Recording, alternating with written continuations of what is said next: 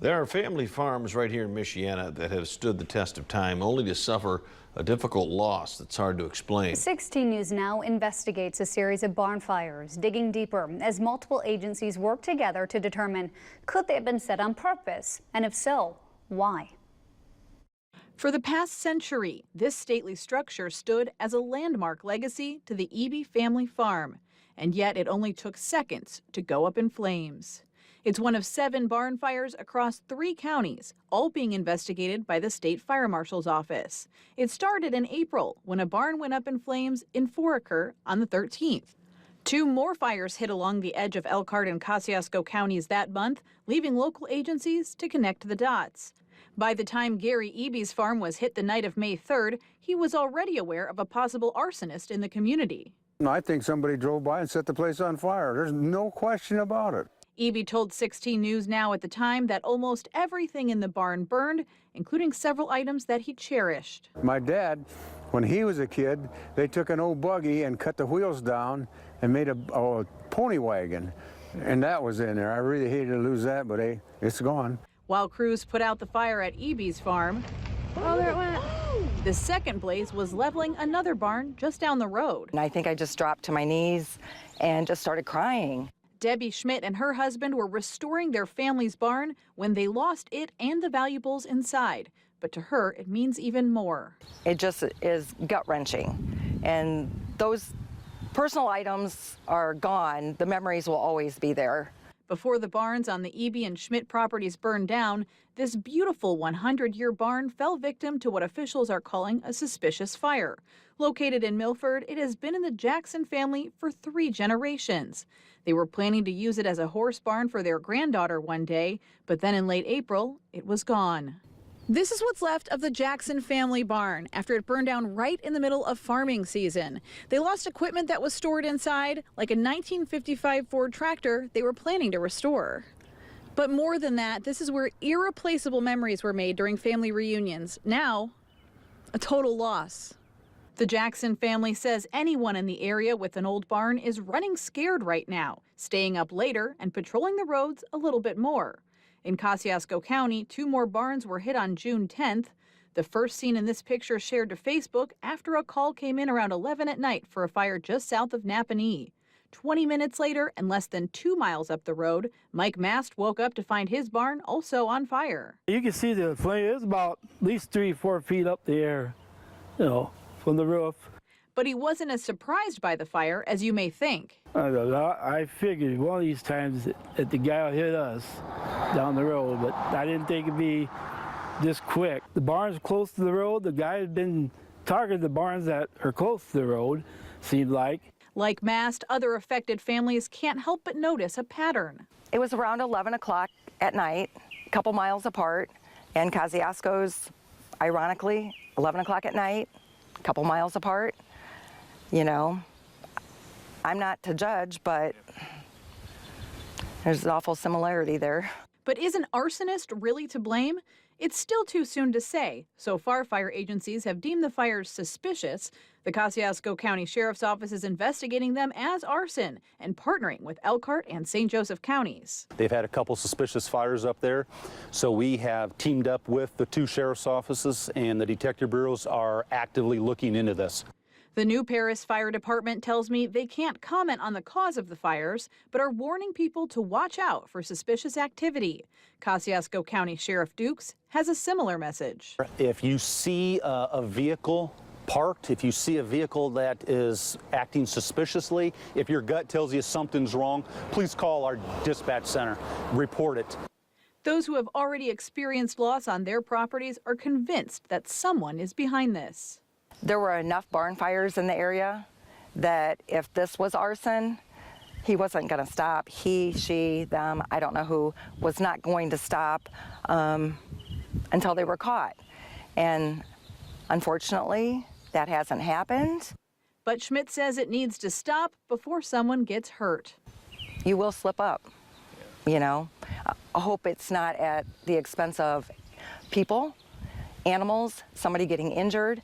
A sad end for these symbols of family strength and perseverance. I look around at so many barns and the history that they show, and they have so many stories to tell. And the sad part is, for the person that's doing this, there must not be a good story in their memory for them to want to burn these barns down. These 7 barn fires remain under investigation, so the official cause for each blaze has not been made public at the time of this report. But if you have any information on these suspicious fires, you can call the state of Indiana's arson hotline at the number on your screen. Farmers are again on edge as 7 more barns have been leveled in a month's time. 2 barns were burned in Marshall County in the area of Beach and Tyler Roads on September 9th. On September 18th, overnight fires claimed 3 barns. 2 of those happened at the 25,000 block of County Road 38 near Goshen. Another happened at the 62,000 block of County Road 9 near Wakarusa, marking a dangerous change in the apparent pattern of these fires, as a GoFundMe page for the barn's owners say several animals were killed in the blaze. Both families told 16 News Now they don't think these fires were accidental. There was no activity as far as on my part of anything. There were no bonfires close, anytime close, so I guess everybody's got to make their own guess, but it almost appears like there's been foul play involved. Then on October 1st, the barn burnings continued near Syracuse. First at the 72,000 block of County Road 43, then at the 13,000 block of County Road 48. We're the next casualty, yeah. The blazes leaving behind just charred remains of 2 barns in Elkhart County, right in the middle of harvest season here in the Hoosier State. Gary Waybright was aware of the string of arsons. I knew that there were other bonfires been happening all summer, and I knew that we were vulnerable. We sit close to the road, where houses over here, they have access to the backside of the barn behind the silo there, that we wouldn't see them. He even saw the blaze on County Road 43 on his way home that night. And I saw that barn burning, and I recognized what barn it was. It was that barn on the east side of the road, was Bobeck's barn.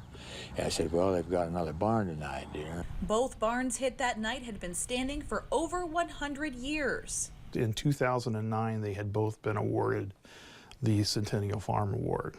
History literally going up in flames. Fire departments across Michiana are urging everyone to keep a watchful eye and report any suspicious people or vehicles they may see near area barns. Jeff Burbrink with Purdue Extension Elkhart County tells us the farming community is unnerved and standing guard. We've heard of people sleeping in their barns. I've heard of people that may be keeping a firearm close by. We're telling people, if you do run across some suspicious things, call 911 first, gather what information you can, and get that to the Sheriff's Department. The Elkhart County Sheriff's Office is asking for the public's help investigating 8 barn fires in the county dating back to April. They need information. They need things like tire tracks. They need information on maybe description of vehicles. And they need, faces and that sort of thing. Even the Farm Bureau is getting involved, offering a $10,000 reward for information leading to the arrest and conviction of those responsible. Elkhart, Kosciuszko, St. Joseph, and Marshall counties are all contributing to the fund. For the families impacted by these arsons, it's not just memories up in smoke. It's also affecting their bottom line. It can add up. It's easily going to be well over $150,000, $200,000 easily. These losses can really pull on the purse strings for our local farmers. Well, let's just take for hay, for instance. If you had an average sized barn, you might have quite a few tons of hay in there, maybe 500 tons of hay. And, at that, you're looking at $10,000 worth of hay right there. And then by the time you take the lumber to rebuild, which is very expensive right now because of all the shortages, and all the building supplies, and then any equipment, if you had any tractors, or maybe they farm with horses, any equipment like that would be damaged, maybe unusable again. And the impact for the Amish and Mennonite communities could be even greater. A lot of times those communities have a pool that they use for disasters like that, and if it occurs over and over again within that church district, then it can strain that church district quite often. So it's not that they're without help, but it strains everybody's pocketbook because everybody chips in. And while the farming community stands together against these arsons, working to rebuild, the emotional cost continues to add up. You know, my granddaughters in California, they call and they bawl. You know, it's like losing a spirit. And I could walk around that barn and I could still see Dad walking out. You know, it's crazy, it's insane, it's inhuman. 2 people are pleading not guilty after being accused of setting 8 barns ablaze in Elkhart County. And as their criminal proceedings are just getting started, the community is still recovering and reacting with a lot to process since this all began in the spring. A mixture of shock. He wanted to see it burn. And relief. I was tickled to death to get that call. I can't tell you how happy I was about it. As 2 people are now charged in connection to barn burnings that date back as far as April.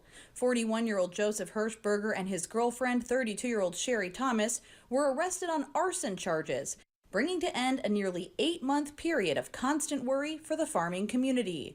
First responders whose communities were impacted by the arsons are happy, taking to social media to express their gratitude for the arrests. But amid the jubilation comes the aftermath, as those whose barns were burned down continue to pick up the pieces. For Debbie Schmidt, the cleanup means acknowledging the loss of not just material things, but cherished family memories. They pulled my dad's tractor out. He had this little Oliver, and all I can do is see my dad on that. And they pulled it out and with their crane, and they set it over to the side till I can say, I'm ready to let go. The damages from the fire that burned down Gary Eby's barn are estimated at over $150,000. But he's grateful to still have his home after the flames came dangerously close. The roof of the house was all covered with embers, and if we wouldn't have a brick house with a metal roof, we probably wouldn't have a house. Like Debbie, he lost things that just can't be replaced. There was a pony wagon that my dad had when he was a kid, and they took a buggy and cut it down and made a pony wagon. It's gone. You know, there's no amount of money can replace it because that was my dad's. Gary Waybright lost a barn and 2 silos, along with hundreds of items that were inside when the arsonist struck his farm on October 1st. We lost, a lot of material things, but probably the thing that hurts the worst is the memories of father and grandfather, and all the people, all the hired hands, all the relatives that have come in over the years to take care of the farm. And as these families continue to process everything that's happened, everyone keeps coming back to the same question: why?